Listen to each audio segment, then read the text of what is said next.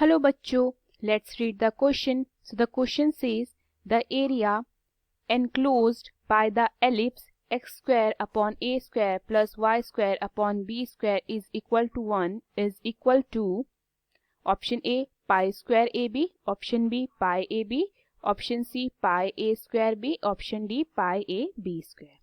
So question में हमें ellipse का X square upon A square plus Y square upon B square equal to 1 area निकालना है. ठीक है, वो इन चारों ऑप्शन में से किसके एक के इक्वल होगा, राइट. सो सबसे पहले तो मैं एलिप्स को देखते हैं. ये हो गई हमारी एक्स एक्सिस, ये हो गई हमारी वाई एक्सिस, राइट. तो यहाँ पे इसके कोऑर्डिनेट क्या हो जाएंगे, a0 और इसके कोऑर्डिनेट क्या हो जाएंगे हमारे 0a, राइट. और ये मेरा एलिप्स है. अगर मैं इस क्वाड्रेंट का एरिया निकाल देती हूँ एलिप्स के और उसको फिर 4 से मल्टीप्लाई कर देती हूँ तो मेरे पूरे एलिप्स का एरिया आ जाएगा, राइट. पूरे एलिप्स का एरिया आ जाएगा. तो मैं यही करूंगी, मैं इस क्वाड्रेंट का एरिया निकालूंगी, उसको 4 से मल्टीप्लाई करके इस पूरे एलिप्स का एरिया फाइंड कर लूंगी. Okay, so the key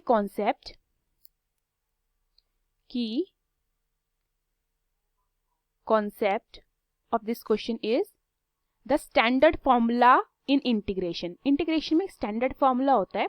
suppose we have a function a, ठीक है, तो फॉर्मूला क्या होता है, b upon a bracket x by 2 under root a square minus x square plus a square upon 2 sine inverse x by a limit from 0 to a.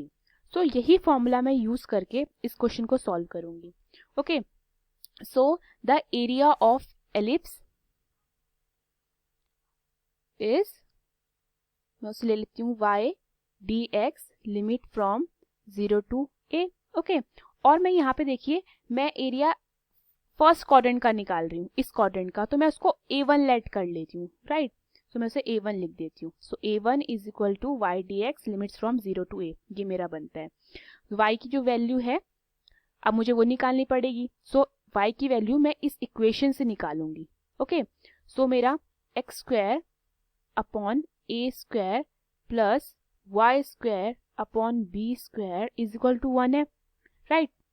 सो मेरा y square upon b square कितना हो जाएगा, 1 minus X square upon A square.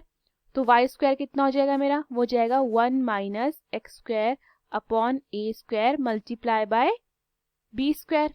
Okay, so y मेरा कितना हो जाएगा, y हो जाएगा अंडर रूट, अगर मैं एलसीएम भी ले लेती हूँ तो ये हो जाएगा मेरा under root B square A square minus X square upon A square. Okay, so B square upon A square को मैं बाहर लिख लेती हूँ, बी अपॉन ए हो जाएगा ये अंडर रूट से बाहर आके, तो यहाँ बचेगा अंडर रूट के अंदर ए स्क्वायर माइनस एक्स स्क्वायर. तो मेरा y कितना निकलता है, y निकलता है B upon A under root A square minus X square. उसको मैं यहाँ पुट कर देती हूँ. तो ये कितना बनेगा, limits from 0 to a B upon A under root A square minus X square. ठीक है, अब बी अपॉन ए मेरा कांस्टेंट है तो मैं उसको बाहर भी लिख सकती हूँ, तो मैंने उसको बाहर लिख दिया, B upon A limits from 0 to a under root A square minus X square, right. अब जो मैंने आपको स्टैंडर्ड फॉर्मूला बताया था ये इंटीग्रेशन का, यही मैं यूज करूंगी यहाँ पे. ओके, तो जब मैं इसे यूज करूंगी तो ये मेरा क्या बनेगा, ये मेरा बनेगा a1 is equal to b upon a by 2 under root, ये जाएगा a square minus A square plus A square upon 2 sine inverse a by a. Okay, so A square minus A square 0 कर देगा और ये a से a कटेगा तो ये साइन इनवर्स 1 बनेगा. साइन इनवर्स 1 कितना होता है मेरा, साइन इनवर्स 1 मेरा होता है पाई बाय 2.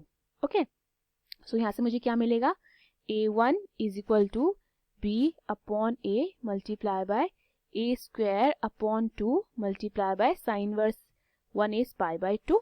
तो ये ए से ए कटता है, तो यहाँ पे मेरा आ गया ये पाई ए बी अपॉन 4। ओके, अब ये तो मेरा एक क्वाड्रेंट का आया है ना एरिया, तो मैं क्या करूंगी, उसको 4 से मल्टीप्लाई करूंगी, टोटल एरिया जो मुझे चाहिए। ठीक है, एरिया एनक्लोज्ड मेरा कितना हो जाएगा, 4 से मल्टीप्लाई करना पड़ेगा, 4 multiply by pi A B upon 4, 4 से 4 कटता है तो कितना आता है, पाई ए बी। तो मेरा एरिया एनक्लोज कितना आता है, पाई ए बी। देख लेते हैं कौन सा ऑप्शन करेक्ट है। So the correct option is B, pi A B.